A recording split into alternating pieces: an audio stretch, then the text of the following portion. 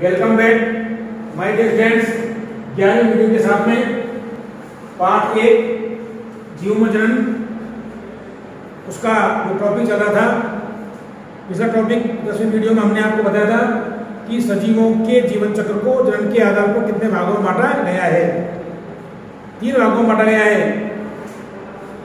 कौन कौन सी, ध्यान देना। सबसे पहले थी किशोरावस्था, दूसरी वयस्कावस्था और तीसरी वृद्धावस्था। अब प्रश्न होता है कि यौवनावस्था क्या होती है। यौवनावस्था, यौवनावस्था या यौवनावस्था, यौवनावस्था। तो ये क्या होता है, मतलब किशोरावस्था और प्रजनन अवस्था के मध्य के संक्रमण काल को किशोरावस्था और प्रजनन अवस्था के मध्य के संक्रमण काल को यौवनावस्था कहते हैं। अथवा हम ये भी कह सकते हैं कि किशोरावस्था का अंत और प्रजनन अवस्था का आरंभ क्या कहलाता है, यौवनावस्था कहलाता है। ध्यान देना। तो यौवनावस्था में क्या होता है, क्या क्या घटनाएं घटित होती है, उसके बारे में हमें चर्चा करनी है। तो इसके बाद परिभाषा लिखते हैं आप यौवनावस्था की। इसमें लिखें कि किशोरावस्था, किशोरावस्था लिखें, किशोरावस्था और प्रजनन अवस्था के मध्य के संक्रमण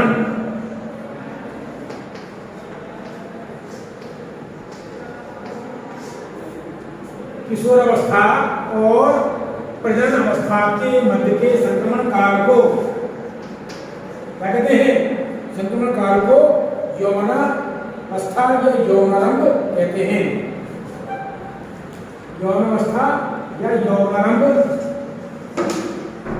यौवनावस्था या यौवनारंभ कहते हैं। यौवनारंभ कहते हैं। यौवनारंभ अवस्था कहते हैं इसको, यौवनावस्था या यौवनारंभ अवस्था, ये भी अलग घटना कहते हैं। क्या होता है ये, किशोरावस्था और प्रजनन अवस्था के मध्य का जो संक्रमण काल होता है उसे क्या कहते हैं, यौवनावस्था या यौवनारंभ कहते हैं। या हम ये भी कह सकते हैं अथवा करके, अथवा एक परिभाषा होती है इसकी, ये होती है कि किशोरावस्था का अंत। कौन सी अवस्था, किशोरावस्था। किशोरावस्था, किशोरावस्था का अंत, किशोरावस्था का अंत और प्रजनन अवस्था का आरंभ और प्रजनन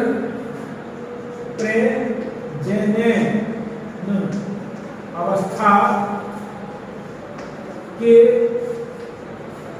आरंभ, प्रजनन अवस्था के आरंभ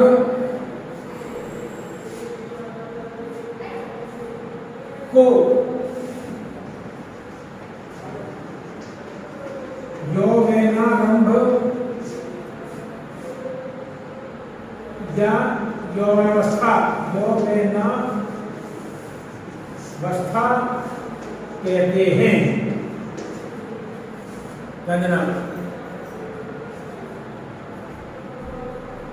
यौवनावस्था कहते हैं।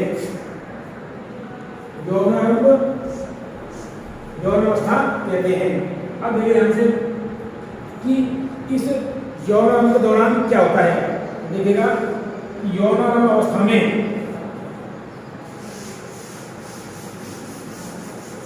क्या क्या क्रियाएं घटित होती हैं पादपों में और जंतुओं में। देखिएगा हेडिंग बनाए, यौवनारंभ अवस्था में, यौवनारंभ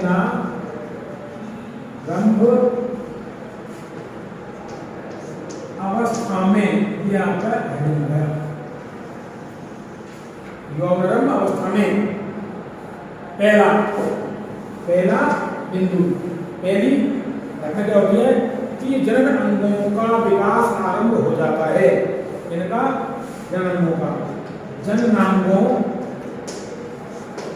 का विकास आरंभ हो जाता है।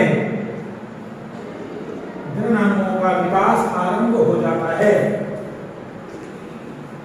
जननांगों का विकास आरंभ हो जाता है, अर्थात जो जननांग होते हैं वो विकसित होना प्रारंभ कर देते हैं। दूसरा देखिएगा, शारीरिक वृद्धि की दर बहुत कम हो जाती है, यह शारीरिक वृद्धि बिल्कुल रुक जाती है।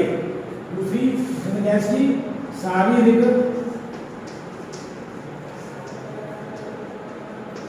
वृद्धि की दर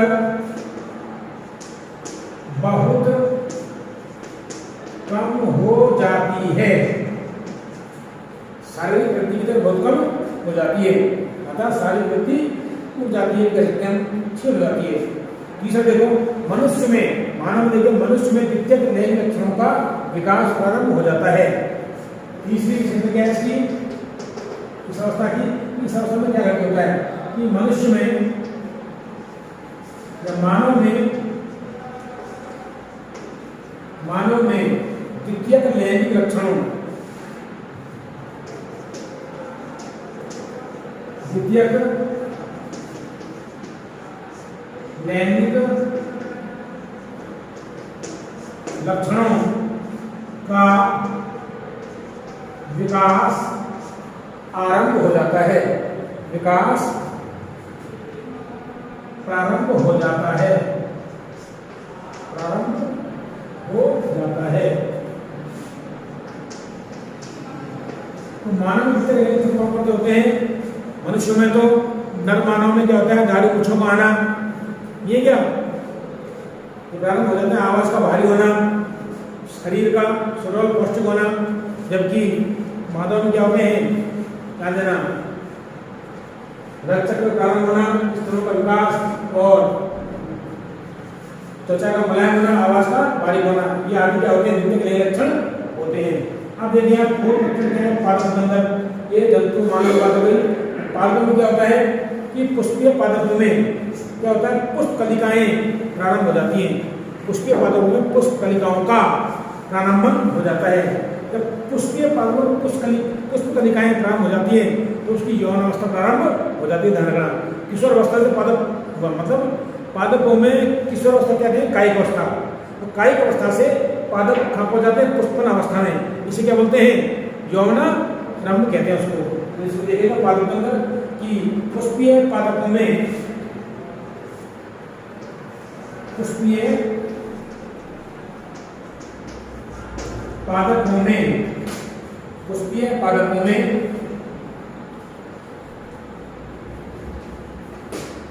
ध्यान देना, पुष्पीय पादपों में पुष्प कलिकाएं,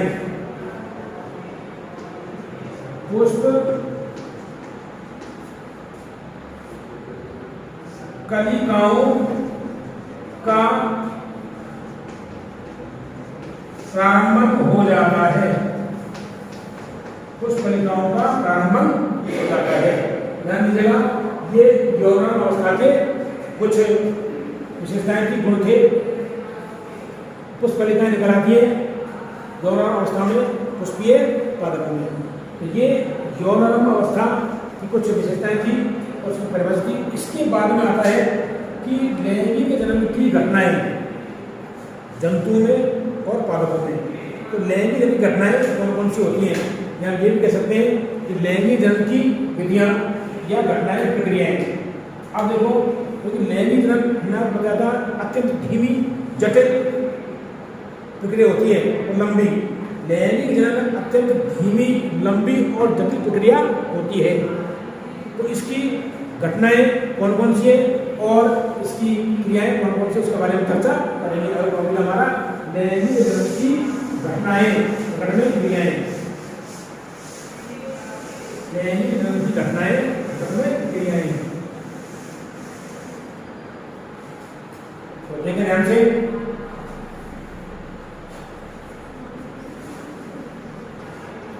लैंगिक जनन की घटनाएं में क्रियाएं, किन किन घटनाओं और किन किन क्रियाओं के मध्य लैंगिक जनन संपन्न होता है। तो देखिएगा लैंगिक जनन की घटनाएं क्रियाओं में सबसे पहले देखो लैंगिक जनन की प्रक्रिया एक अत्यंत लंबी और जटिल और धीमी प्रक्रिया होती है जिसमें निम्नलिखित घटनाओं में बांटा गया है। जिसे निम्नलिखित घटनाओं में बांटा गया है, सबसे पहले कि मिश्रण पूर्व घटनाएं, पहली है युग्मजनन और युग्मकों का स्थानांतरण, दूसरी है निषेचन। इसमें निषेचन दो प्रकार का होता है, बाह्य निषेचन और आंतरिक निषेचन। इसका मतलब निषेचन पश्च घटनाएं, निषेचन पश्च घटनाओं में युग्मनज का निर्माण,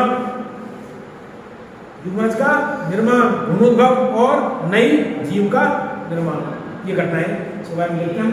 तो पहले मान के लगे आपको कि लैंगिक जनन की प्रक्रिया, लैंगिक जनन की प्रक्रिया अत्यंत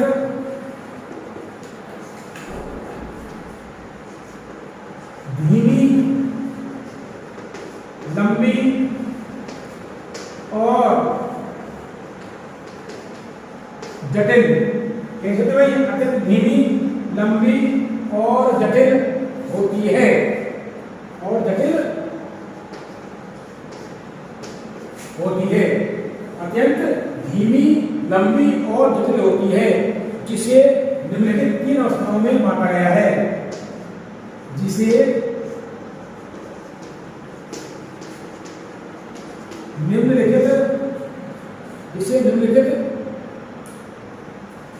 तीन घटनाओं में बांटा गया है। घटनाओं में बांटा गया है। तो एक चार्ट को फॉलो करेंगे आप, जैसे ये चार्ट बनाना आपको लैंगिक जनन की घटनाएं, लैंगिक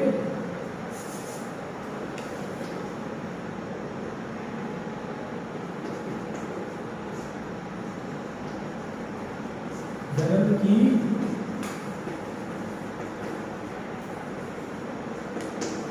घटनाएं या प्रक्रियाएं, इसे तीन अवस्थाओं में या तीन भागों में बांटा गया है। सबसे पहली है निषेचन पूर्व घटनाएं,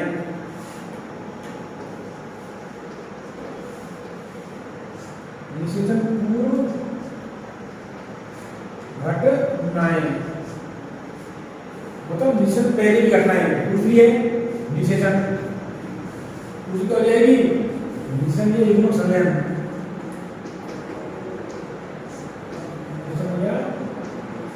युग्मक संलयन, युग्मकों के मिलने को क्या बोलते हैं, युग्मक संलयन। तीसरी है निषेचन पश्च घटनाएं, निषेचन पश्च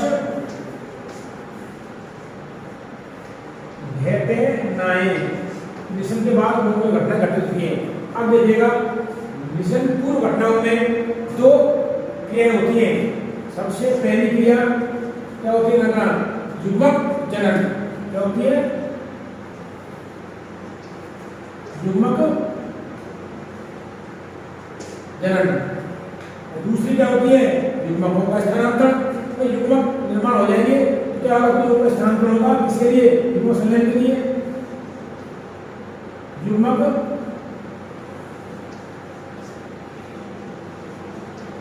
स्थानांतरण,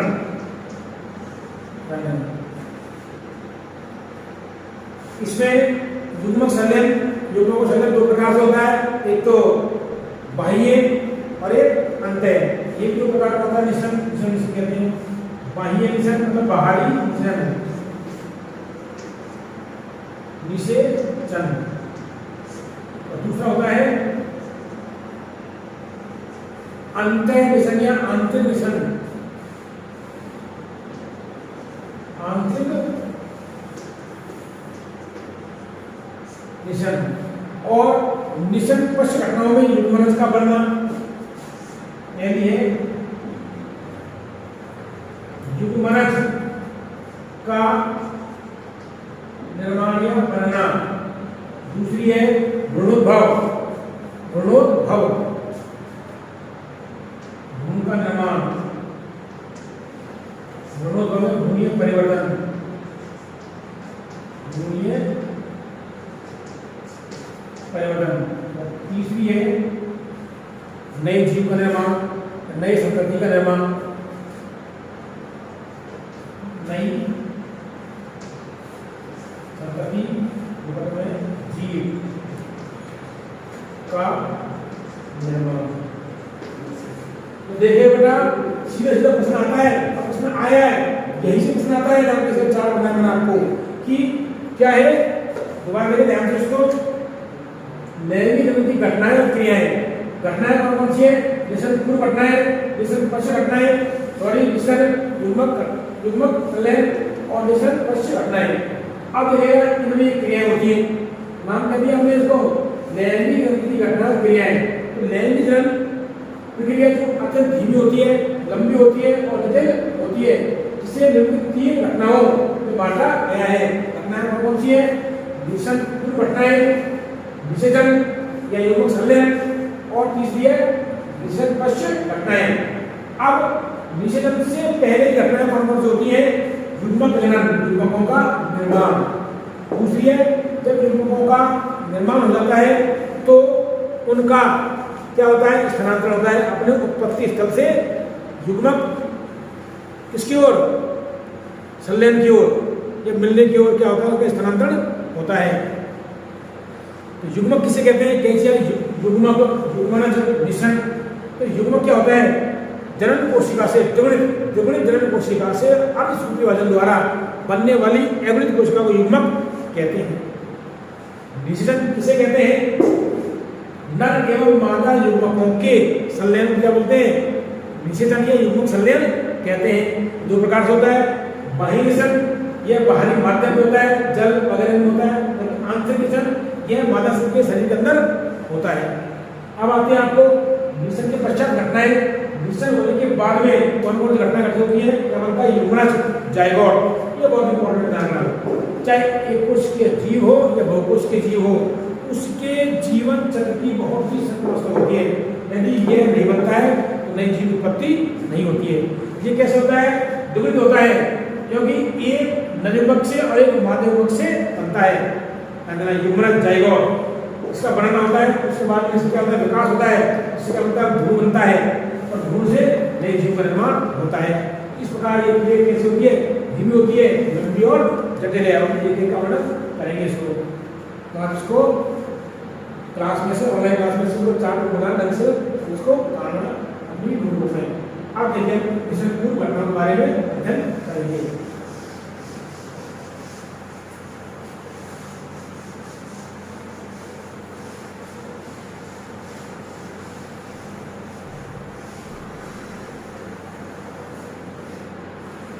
अब आती है तो पहली निषेचन पूर्व घटनाएं।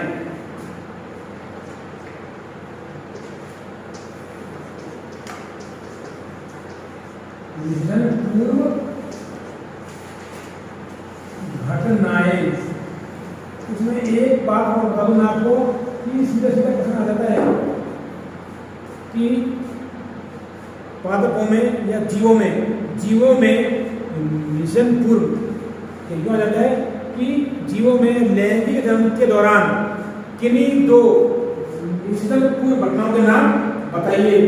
युग्मजन और युग्मक स्थानांतरण। ऐसे आप समझना कि जीवों में लैंगिक जन्म के दौरान निषेचन पूर्व घटित होने वाली दो घटनाओं का नाम बताइए।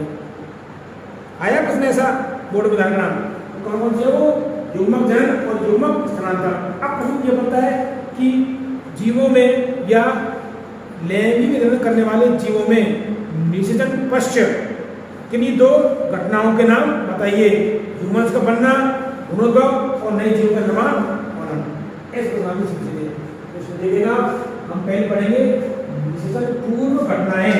इसमें देखिएगा निषेचन पूर्व घटनाओं में आता है कि निषेचन से पूर्व होने वाली घटनाओं को दो भागों में बांटा गया है। पहले देखो जीवों में निषेचन से पूर्व होने वाली घटनाओं को दो भागों में बांटा गया है। दो भागों में बांटा गया है। पहली है, ये करके लिखे आप लोग, करके युग्मक जनन, इसे बोलेंगे युग्मक निर्माण। युग्मक निर्माण भी कह सकते हैं इसको, युग्मक जनन या युग्मक निर्माण। तो इसमें क्या होता है ना, लैंगिक जनन करने वाले जीवों की दृढ़ कोशिकाओं में अर्धसूत्री विभाजन द्वारा बनने वाली अर्धसूत्री विभाजन द्वारा एगुणित युग्मकों के निर्माण की प्रक्रिया को एगुणित युग्मकों के निर्माण की प्रक्रिया को क्या बोलेंगे हम, युग्मक जनन कहते हैं। इसकी क्या परिभाषा होती है कि लैंगिक जनन करने वाले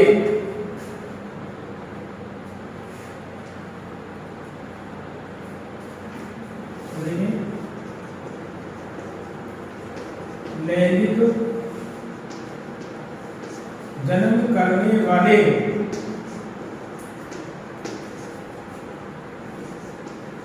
लैंगिक जनन करने वाले जीवों में या जीवों की लैंगिक जनन करने वाले जीवों की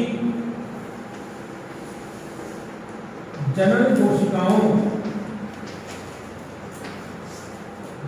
कोशिकाओं में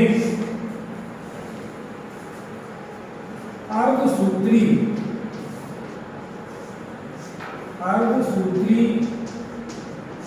विभाजन द्वारा जनन कोशिकाओं में अर्धसूत्री विभाजन द्वारा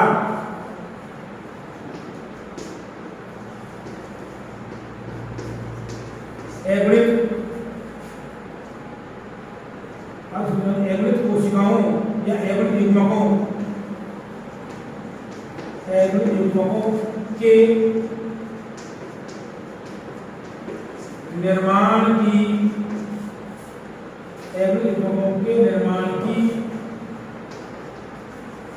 प्रक्रिया को युग्मक जनन कहते हैं।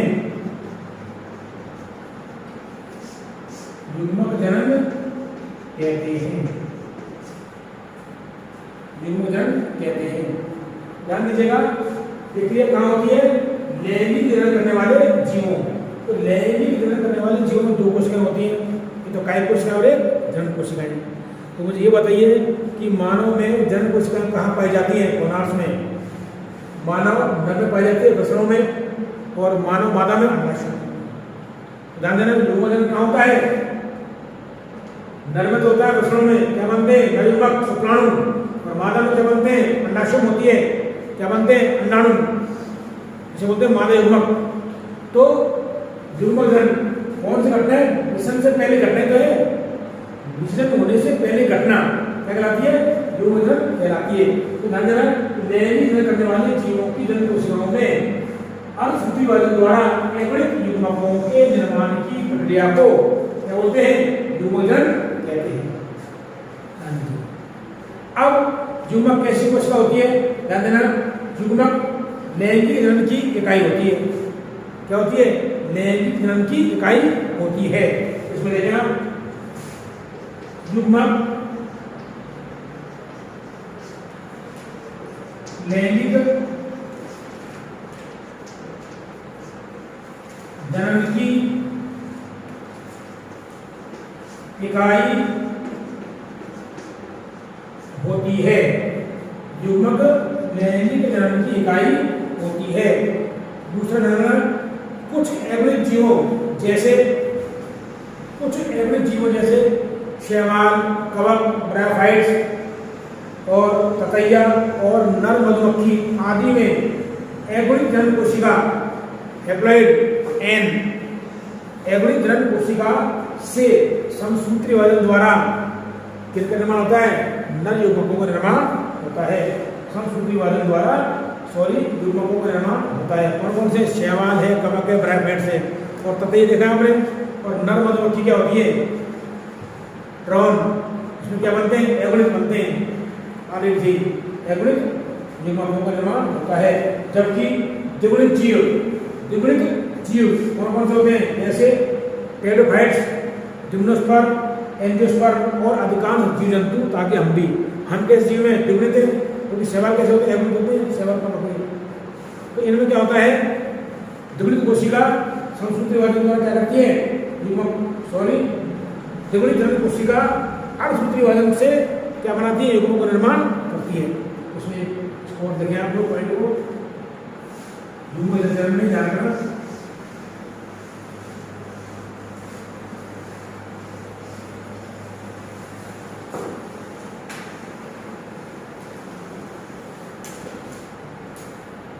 इसके जो पॉइंट पूछते हैं, कुछ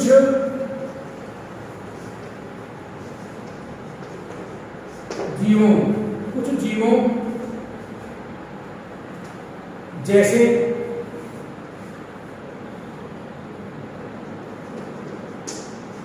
कुछ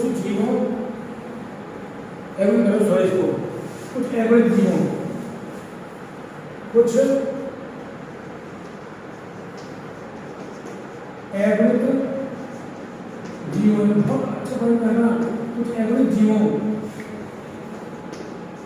जैसे शैवाल, कवक, ब्रायोफाइट्स,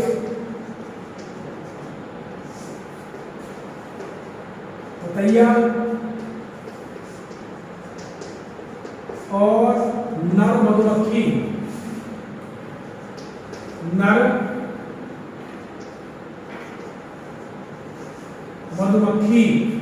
आदि में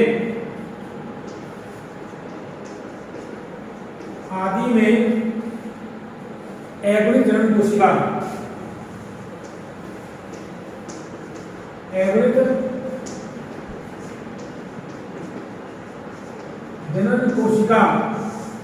में क्या होती है? हैप्लॉइड जनन कोशिका से समसूत्री विभाजन द्वारा, कौन सा विभाजन होता है? एगोनिक जनन कोशिका से समसूत्री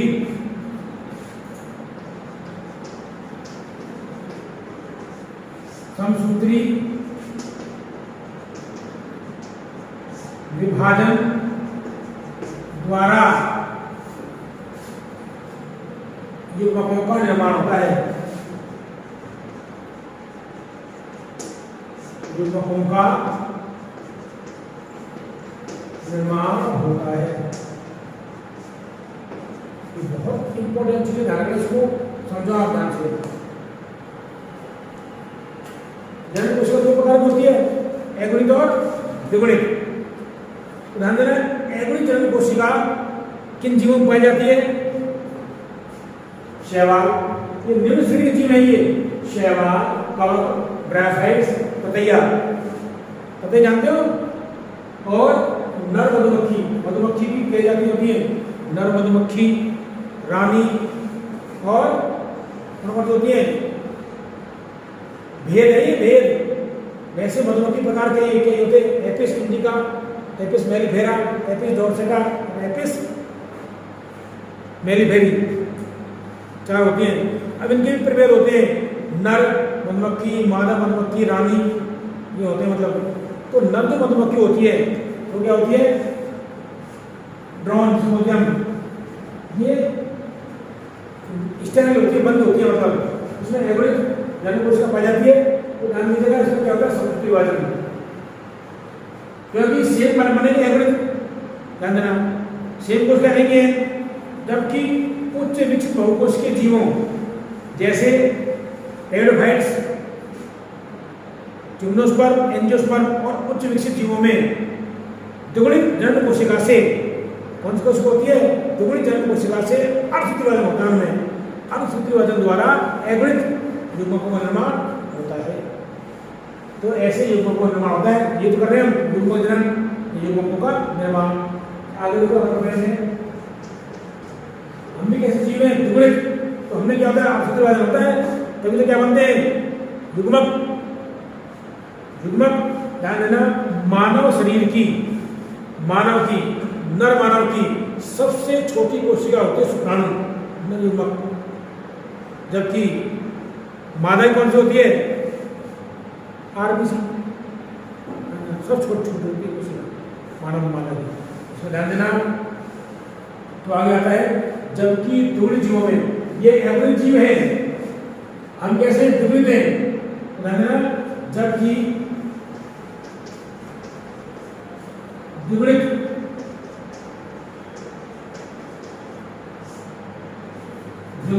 जीवों जैसे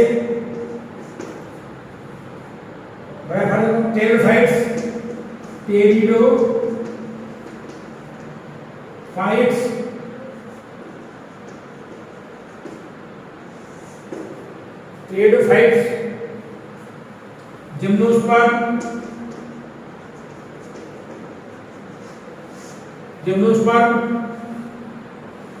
एंजियोस्पर्म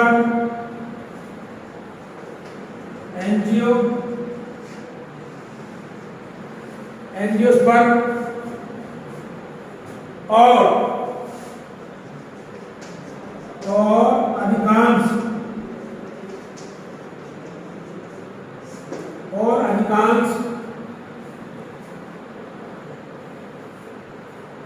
अधिकांश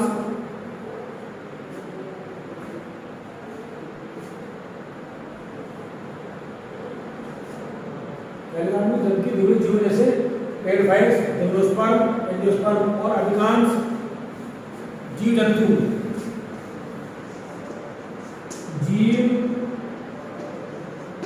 जंतुओं जैसे उच्च प्राणी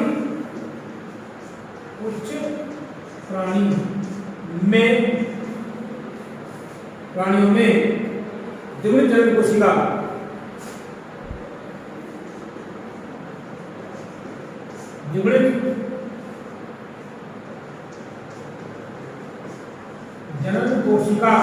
में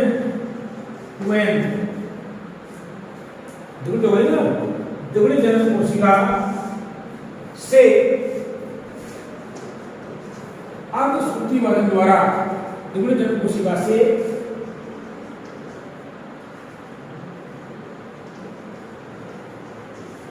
अर्धसूत्री विभाजन द्वारा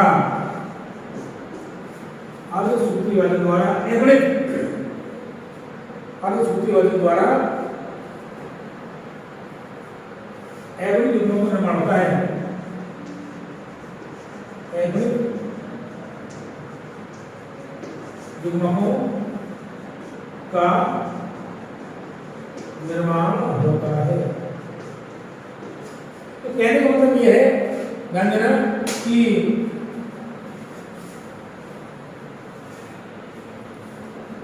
एगुणित जो जीव है उनमें तो संस्कृति विभाजन द्वारा युग्म निर्माण होता है।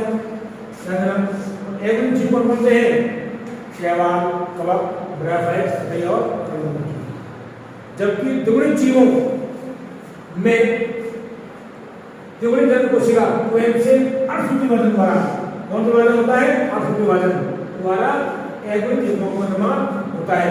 अब द्विगुणित में हम क्या आगे और कौन से टेरिडोफाइट्स पादप, जिम्नोस्पर्म पादप और एंजियोस्पर्म के पुष्प पादप हैं। पादपों के बारे में आपने पढ़ा होगा कि थैलोफाइटा शैवाल कवक, जिनका शरीर क्या होता है, जड़ तना पत्ते विभेदित नहीं होता है। फिर उससे आगे विकसित कौन कौन से होते हैं, ब्रायोफाइट्स, इसमें लिवरवर्ट, मार्केंसिया वगैरह ये आते हैं। 11वीं क्लास में पढ़ा होगा आपने लिवरवर्ट, मार्केंसिया। उसके बाद में अगला वर्ग पादपों का टेरिडोफाइट्स, फर्न वगैरह ये आते हैं इसके अंदर। फिर आते हैं जिम्नोस्पर्म, इसमें साइकस प्लांट वगैरह आते हैं। फिर पुष्पीय पादप, जिम्नोस्पर्म क्या होता है, अपुष्पीय पादप होते हैं, इनमें पुष्पों का निर्माण नहीं होता है। जबकि एंजियोस्पर्म सबसे विकसित पादप हैं जिनमें पुष्पों का निर्माण होता है, जो हम चारों तरफ देखते हैं। एंजियोस्पर्म अर्थात पुष्पीय पादप, इन्हें हम आवर्त बीजी पादप भी कहते हैं, क्योंकि इनके बीज क्या होते हैं, फल भित्ति के द्वारा ढके हुए होते हैं। ध्यान दीजिएगा। तो टेरिडोफाइट्स, जिम्नोस्पर्म, एंजियोस्पर्म ये तो हो गए पादप। उच्च श्रेणी के विकसित जीव, ध्यान देना, बहुकोषीय जीव होते हैं जिनमें द्विगुणित जनन कोशिका से अर्धसूत्रीय वजन द्वारा अगुणित युग्मकों का निर्माण होता है। जबकि अधिकांश अगुणित जीवों में समसूत्री वजन होता है। तो ये युग्मकों का निर्माण किसके द्वारा होता है, अगुणितों में समसूत्री वजन द्वारा और द्विगुणितों में अर्धसूत्री वजन के द्वारा। ये ध्यान रखना। तो आपने पढ़ा होगा पिछली 11वीं कक्षा में कि कोशिका विभाजन पढ़ाया आपने। विभाजन पहला कौन सा है, अर्धसूत्री विभाजन, समसूत्री विभाजन और असूत्री विभाजन। दो ही पढ़ेंगे आपने, समसूत्री विभाजन और अर्धसूत्री विभाजन। समसूत्री विभाजन किसे कहते हैं, ऐसा विभाजन जिसमें उत्तरी कोशिकाओं में गुणसूत्रों की संख्या जनक कोशिका या मातृ कोशिका के समान होती है, समसूत्री विभाजन कहलाता है। अर्धसूत्री विभाजन में क्या होता है, ऐसा विभाजन जिसमें उत्तरी कोशिकाओं में गुणसूत्रों की संख्या मातृ कोशिका से आधी रह जाती है, अर्धसूत्री कोशिका विभाजन कहलाता है। ये आपको याद ही पढ़ेंगे आपने, याद है ना। तो आगे इसमें दूसरी जो विधि आती है वो आती है आपके युग्मक स्थानांतरण। अब देखो यहाँ इसके अलावा ये पढ़ सकते हैं युग्मकों के प्रकार, युग्मकों के प्रकार भी पढ़ सकते हैं। भाई युग्मक बना लिए हमने, अब प्रश्न होते हैं युग्मक कितने प्रकार के होते हैं। थोड़ा सा हम ये कह सकते हैं, जैसे युग्मकों के प्रकारों में देखिए आकाश साहब, अब आपसे कोई पूछ सकता है कि युग्मक किसे कहते हैं, युग्मक किसे कहते हैं, क्या है युग्मक। युग्मक लैंगिक जनन की इकाई होती है जो, ध्यान देना, जनन कोशिका से, जो जनन कोशिका अगुणित हो सकती है और द्विगुणित भी हो सकती है। अगुणित से तो समसूत्री विभाजन द्वारा और द्विगुणित से अर्धसूत्री विभाजन द्वारा बनती है, क्या कहलाती है, युग्मक कहलाती है। तो आप ये बोल सकते हैं कि द्विगुणित जीवों में द्विगुणित जनन कोशिका से अर्धसूत्री विभाजन द्वारा बनने वाली अगुणित कोशिका को युग्मक कहते हैं। अब युग्मक कितने प्रकार के होते हैं, इसमें युग्मकों के प्रकार, युग्मकों के प्रकार, टाइप्स ऑफ गैमेट्स।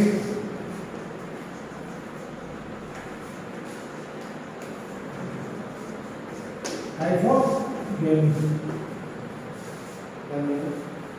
ये हम आपको कल पता लगाएंगे इसमें। और क्या है